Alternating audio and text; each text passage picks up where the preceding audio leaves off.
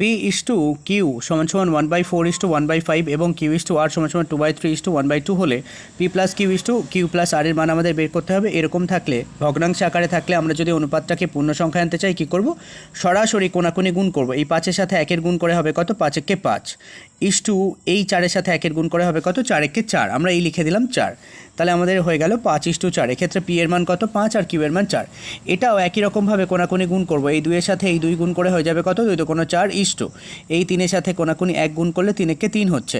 এবার আমরা চুজ করলাম পি সমান কত, 5 আর কিউ সমান 4, আর এখানে এই কিউ সমান 4 আর আর সমান 3। এবার আমরা এই মানটা সরাসরি লিখে দেবো। তাহলে পি এর মান আমরা কত পেয়েছি, পি এর মান আমরা পেয়েছি 5, মানে 5 তারপর প্লাস কিউ এর মান কত, কিউ এর মান 4। তাহলে 5 আর 4 যোগ করে ব্র্যাকেটে রাখলাম এই কিউ হচ্ছে আমাদের 4 আর আর হচ্ছে কত, 3।